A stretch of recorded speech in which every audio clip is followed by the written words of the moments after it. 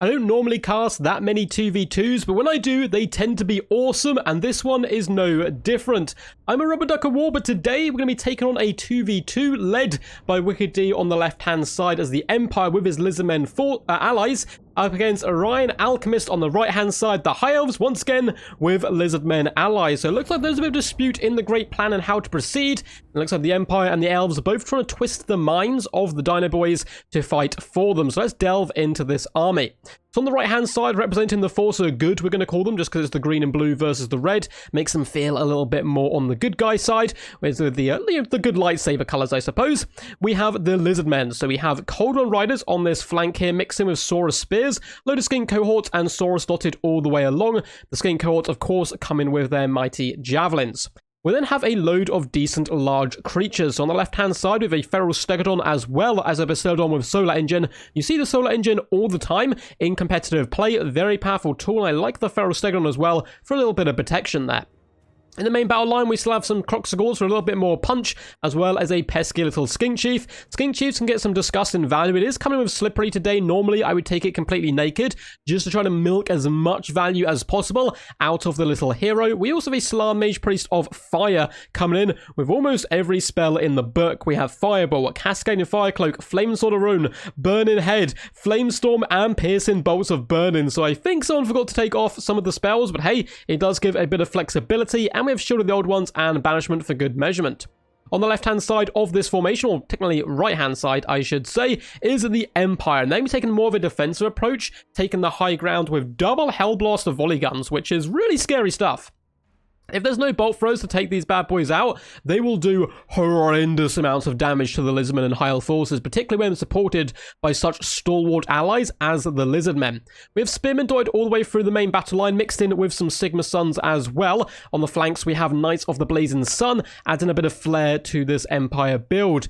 We have Huntsmen in the central pocket, and Halberdiers, whose main job today shall be to protect the mighty Hellblaster volley guns. Up in the skies, we have Double Caster, one of which has a Shem's Burning Gaze, the other one coming in with Fireball, so perhaps looking to counter enemy artillery with these two units, then allowing the Hellblasters to really bring the pain. I would love to see this in a 1v1 as well, actually, this tactic to take out enemy artillery and allow the Hellblasters really to shine. This army shall be led by Marcus Wolfhart, which makes sense. He spent a lot of time in Lustria and has somehow forged an alliance with the forces of the Lizardmen. Speaking of Lizardmen, there are some on the force of evil today and the High Elves, with a Sun Dragon up in the sky, supported by Alara the Radiant, coming with Earthblood, Shield of Thorns, Banishment, as well as the glorious Star of Avalon. Up in the skies alongside her, we have the Spirit of Teapot, Regiment of Renowned Coatl, the mighty Beast of 1,000 Ducks, looking glorious, beautiful, and regal as always. Really quite powerful, not as good in my opinion as the basic Coatl, simply for the fact the basic Coatl has a bit more one or two more uses, I think, with the Thunderbolt and so on, that can be brought into the battlefield. And this one, though it looks cooler, don't think it's worth the extra point increase. We have Saurus Warriors, as well as Saurus Spears dotted all the way along the battle line, mixed in with the cohort of Sotek as well, the Regiment of Renowned Skinkies. With a Skink Oracle in the center, coming in with Flock of Doom and Earthblood, and it looks like Crocky G shall be leading the forces. So he's betrayed the Slan, betrayed the Great Plan. What have you done, my favorite lord? Well, he's coming with the hand of the gods, so I'm certainly expecting him to have some pretty good damage output today. We have Spearmen for the High Elf forces, as well as some Lothran Seaguard in the back. In fact, 3 units of them can bring quite a lot of pain. We have the Everqueen's Court Guard, the Keepers of the Flame, as well as the Fireborn. So many elite units for the forces of the High Elves today. We'll have to see if it does indeed pay off. Sun Dragon is starting to float over this side of the battle line. Got to be a little bit careful. Those Skink Javelins will actually hurt it quite considerably. Plus, that little Skink Chief is really starting to poke it down quite nicely. The Lizardmen forces shall be advancing, and the Empire ones as well, going to be rotating alongside them, trying to support where possible. But for this build, it sounds kind of bad, but you want to let the Lizardmen take the brunt of the damage, just to buy as much time as possible for those Hellblaster volley guns to get in there and bring the pain. But my god, the damage done to this Slan Mage Priest already is absolutely disgusting from the Skink Oracle, Hand of the Gods, plus a big old breath attack from the Sun Dragon. Run, little Slan, run! I mean, he's used to fire, but he is really feeling the burn right now. He needs to get the hell out of there and retreat as quickly as possible. We do have the combo here, trying to give Croc a bit of a taste of his own medicine. Unfortunately, though, for the forces of good, he's able to dodge that Shem's Burning Gaze. Does all pop all his buffs as well and charge into the fray.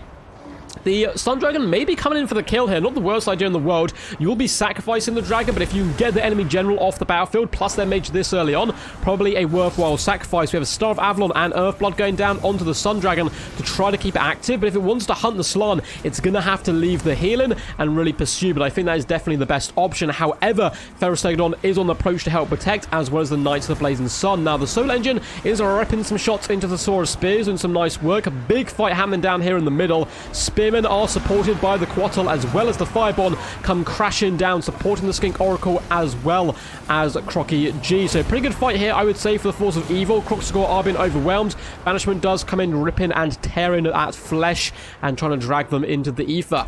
Now, the Sun Dragon is flying up into the skies, trying to escape once again. Alariel's time now to try to snipe out the Slann Mage Priest. Need to be really careful with so many Huntsmen nearby. We are going to be getting a big fat Hunter's Snare come down on all of these units. Surely the old ones help them protect the Slann. Good play by the Lizardmen player to keep this bad boy active. Now, the Hellblaster volley guns have been pushing themselves into position all day long, but they're finally about to be in good range. Huntsmen are also starting to pour it on pretty thick. Marcus Wolfhard is having to fall back past the Skink cohorts, running away from the hordes of enemies.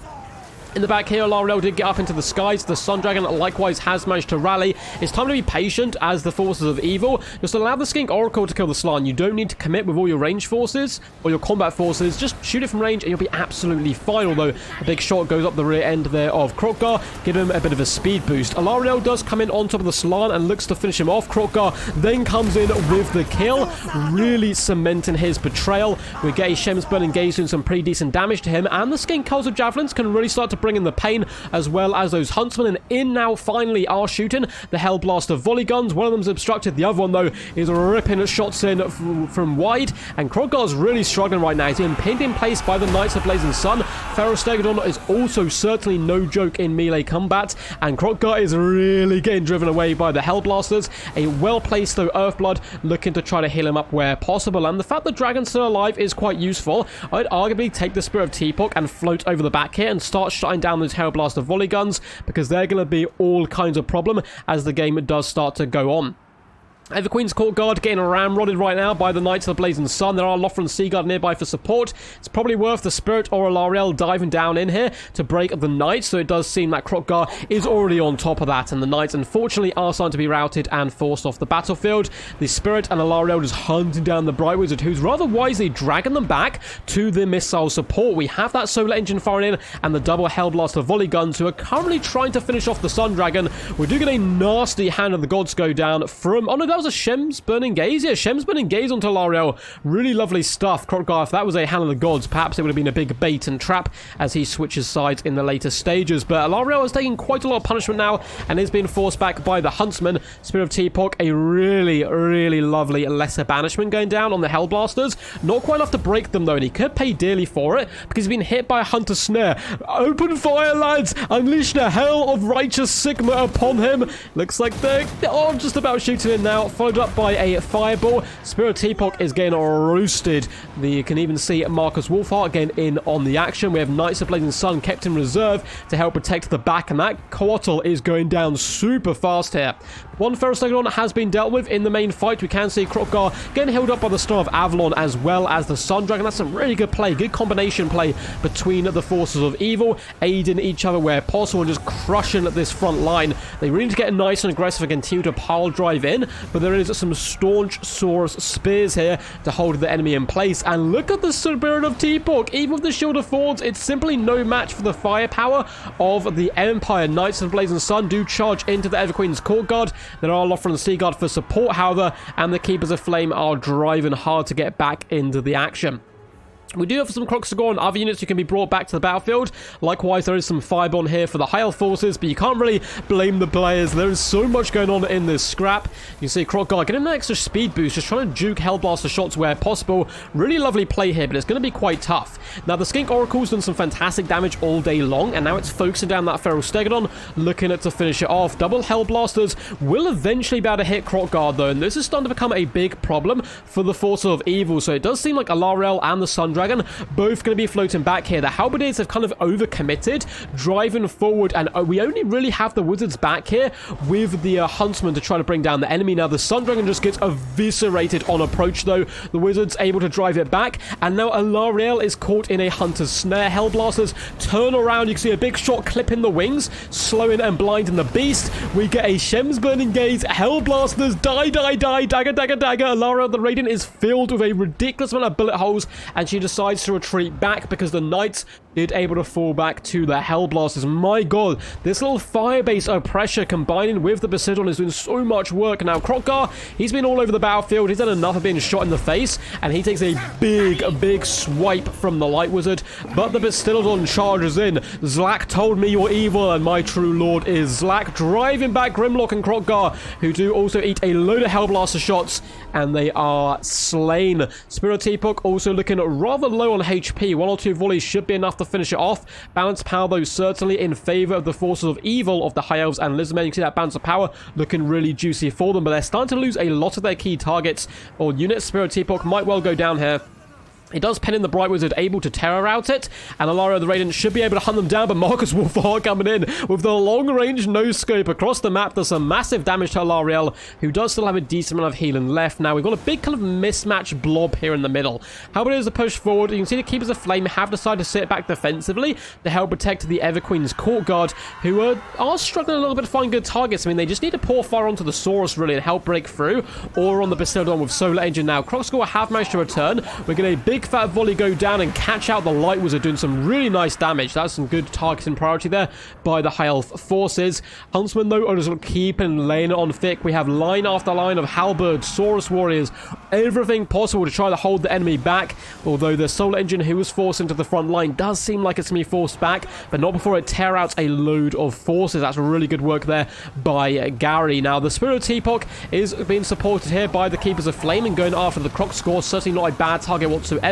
Kroq-Gar do seem doomed, but the Knights of Blazing Sun, real sneaky play here by Wicked D, floating around the side, looking to shut down the Everqueen's Court Guard, but they are basically out of ammunition at this point. But still, hey, taking them down is always going to be good, though Alarielle does swoop upon them, and with Spearman going back to support. Now, the double Hellblasters, one of them is up to Silver Chevron, but out of ammunition. The other one up to a single Bronze Chevron, still a load of ammo left. Unfortunately, it's been a little bit obstructed, but still getting off a decent amount of shots, and all of those bullets being aimed at Alarielle the Radiant, just ripping her a new one right in the rear there. She is not enjoying that whatsoever. Knights of Blazing Sun are even going to commit to a fight. Now, there's lots of Lothran Seaguard here, but hey, if the Lothran Seaguard are getting obliterated from behind by artillery, it's definitely worth charging in, particularly if you can claim the scalp of Alarielle. Balance power has now moved back more to the center. Keepers of Flame desperately charging back, trying to protect their lady. It looks like she may indeed be slain here. Keeper's also taking a lot of damage there from the Hellblasters. You can see the Force of Evil, though, not giving up, continue trying to push. The Lizardmen play getting nice and aggressive here, but whilst he's getting aggressive, the High Elf player is trying to sort out his back line, and there's a bit of a mismatched charge. We do have double Saurus here coming back into the fray for the Forces of Good, and they could be proved massive here, but likewise, the Fireborn, who rallied in the distance, do charge in. The Huntsmen desperately pin their bodies on the line to pin in the enemy cavalry, and the Hellblaster volley gun crew, who's out of ammo, are even charging into combat to drag down the Fireborn and pin them in, allowing the other unit to escape with a tactical retreat so they can come back, jump on top of a Hellblaster in the later stages of the battle, and once again continue to bring that pain. The Fireborn are slowly carving their way through the forces here. Marcus Wolfhard is trying to assist, looping an arrow up and over. Does actually not quite claim the life of a Fireborn, unfortunately, but hey, does some decent damage. Kroq-Gar are starting to swarm backwards, and the Forces of Good seeming to rally, but the balance power certainly is against them. The Keepers of Flame being so healthy is really quite scary, and there's not that much left to deal with them. Knights of Blazing Sun are driven away. Likewise, the Spirit of Teapot, though, has been forced off for good this time. Skink Oracle gets one more big shot into the Solar Engine there. This Skink Oracle's performed really impressively. 2,553 damage value, and you see the damage value he's done, but he's only barely paying for himself. He is a rather expensive beastie, but he can certainly do a lot of good work.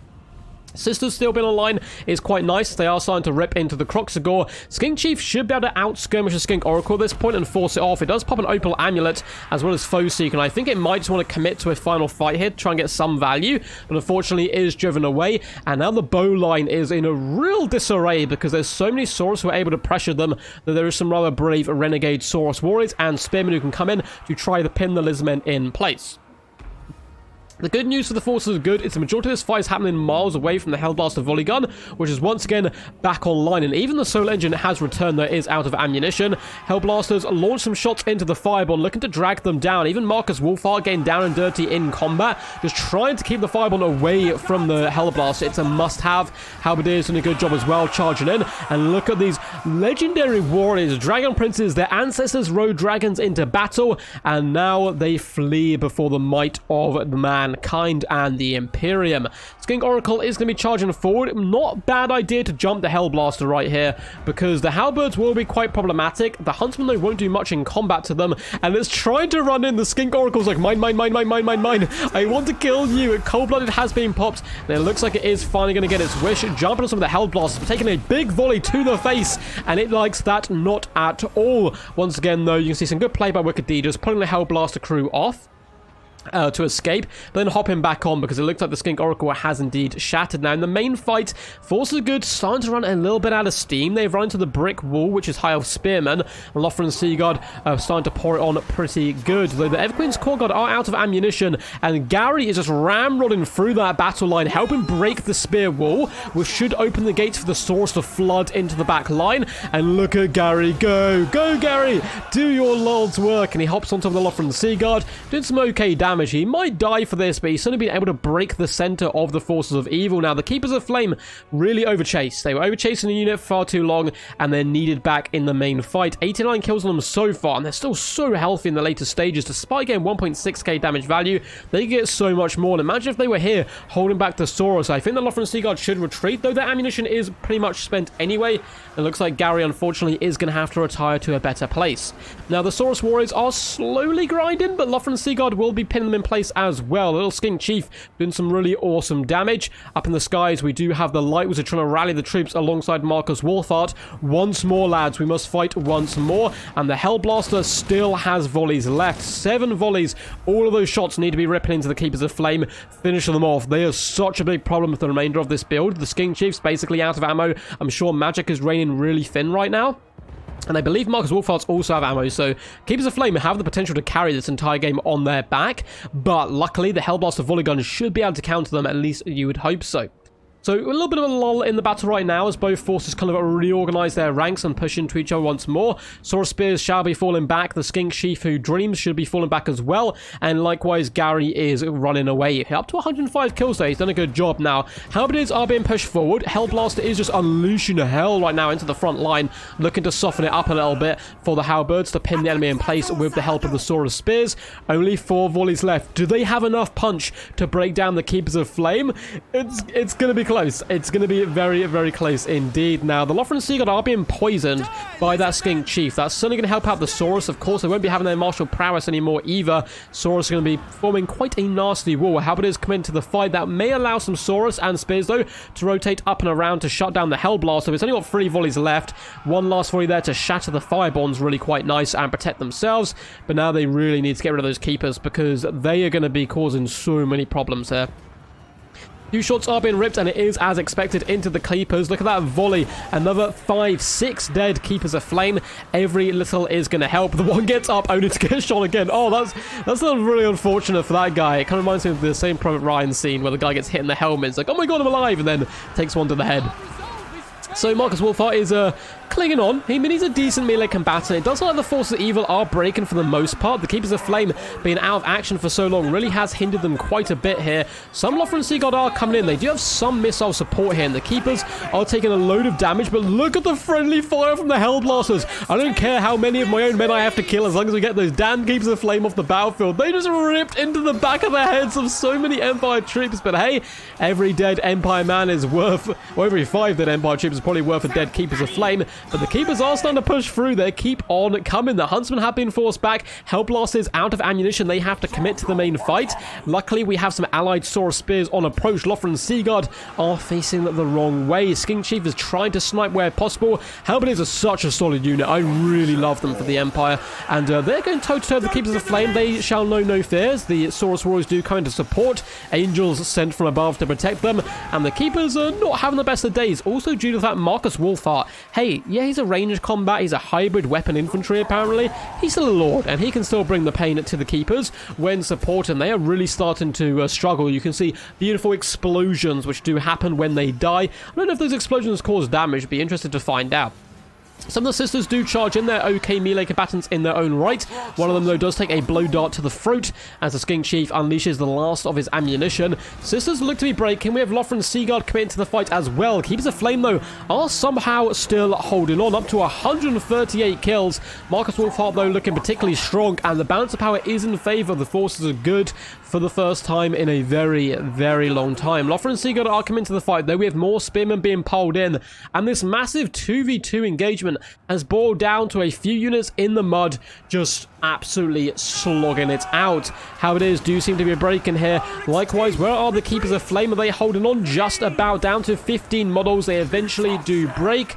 Hellblasters are also holding it relatively effectively here. Lothran Seaguard attempting to drag them down, but with Marcus Wolfheart nearby and the Saurus support, the Skink Chief does a 360 no-scope and yells a battle cry as he charges into hand-to-hand combat himself, killing elves with every blow of his blowpipe.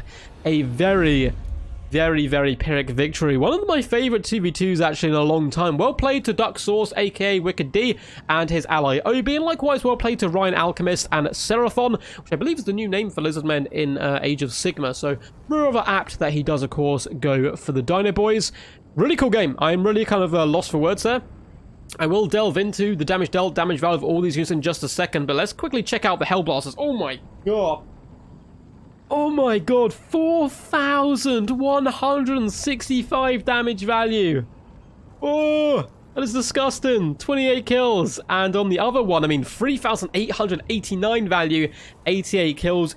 Easily the man of the matches. So many big juicy targets for them today. Very well protected here by Wicked D and his ally. I will delve into the damage dealt and damage value briefly of all these units in just a momento. But if you guys enjoyed, make sure to leave a thumbs up. Make sure to subscribe and comment down below. Let me know if you'd like to see more 2v2s, 3v3s, free-for-alls, all that juicy stuff. Or would you rather just carry on with these standard 1v1s? Load of links down below as well to my Discord, to my Patreon, to my Twitch channel. All of them very awesome. Feel free to check them out. But without further ado, let's delve into this. So Wicked D, Marcus Wolfheart, used up all his ammo and got a relatively solid 59 kills, 2.5k damage value. Not bad whatsoever for a manling. I quite like this combo. It's a little bit nasty. Shemspin and Gaze. My god. 2,186 damage value on that Light Wizard and 830 coming in from the Bright Wizard. Really lovely little combo here. And I'd really like to see this against High Elves a little bit more, actually, and see how well it can work bringing Hellblasters against them. Of course, the Bolt Throws are very scary, so you need answers to them. Spearmen held the line in the name of Sigma. They also died in the name of Sigma, but hey, that's their job. And Halberdiers, man, such a powerful unit. 400 damage value and 939 with 68 kills and 28 kills. Not too shabby. Sigma Sons, not the best work by them today, but again, they were the shields to the slaughter to hold the enemy back, and they did that job. 1,501 damage value and 1,407 from the Huntsman with 9 and 10 kills is really nice work. Knights of Blazing Sun kind of relegated down, kind of like depromoted to, being a defensive unit rather than being as aggressive as they'd want to be. But they did manage to shut down the Sisters for a time. 890 and a 640 damage value, certainly not too shabby. As for his opponent, the Slan got absolutely popped instantly, but really nice recovery from Obi afterwards to keep his forces fighting, because, the Skink Oracle, Krotgar, with a dragon, that was a lot of pressure early on. Now, the Skink Chief certainly paid for himself, 611 damage value. Saurus across the board getting into the low to higher hundreds, kind of depending, real mixed bag. 700, 600, 114, 410 value. Skink Co-op, my god, these guys bad boys cost 400 gold, got 1,088 damage value and 41 kills, really nice. The other units more or less paying for themselves, apart from this poor little one who kind of got butchered early on. The Cavalry, 25 and 81 damage value, got put in the dirt. The Croc score, 168 damage value on them, 670 on the Feral Stegodon, and that Glorious Soul Legend did some lovely work, 105 kills and 1,867 damage value. Really good work, and I think Wicked D said this is one of Obi's first ever games, so very well played to you, man. Hopefully we get to see you a little bit more in action in the future. As for Ryan Alchemist, 870 value on Alariel, some really lovely healing actually. The synergy between Ryan Alchemist and Seraphon was really nice with the healing, and I like the idea they went real expensive units with Alariel, one of the best healers in the game. 570 value on some Spearmen is pretty crazy with 86 kills. 360 on the next unit, 2,174 damage value on the Keepers of Flame, and 146 kills. I think they fought with the army rather than kind of, falling back too far and then fighting on their own for a little while. They may have been able to drag it through. It was very tight there towards the end. 12k damage value on them though. Really impressive performance. 700, 1.3k and 1.1k on the Lothran Sea Guard with 96, 105 and 44 kills. Sisters of Avalon, 1.6k damage value and 68 kills on them. 1.5 and 138 kills on the Fireborn is certainly juicy. 520 value on the Sun Dragon, attempting that early assassination but wasn't quite able to pull it off. As for Seraphon, a man of class and culture I can see, coming with my favourite Lord Krokgar, who himself got 1,867 damage value, not too shabby, and 60 kills. Also played a pretty pivotal role in assassinating the enemy leadership of the Lizardmen. 2,635 damage value and 56 kills from the Skink Oracle with 16k damage dealt. The Saurus Shield Warded, okay, mid-hundreds for the most part. The standout here being 884 on the Saurus Warriors with shields. Cold of Sotek got 78 kills and 531 damage value. Spirit of Teapot, 1.2k damage value. Not terrible, but it is a rather expensive beastie, so certainly not great either, and 35 kills. Hope you guys enjoyed this one. It was a good fun to cast a 2v2. Until next time, peace, peace. And as always, stay awesome.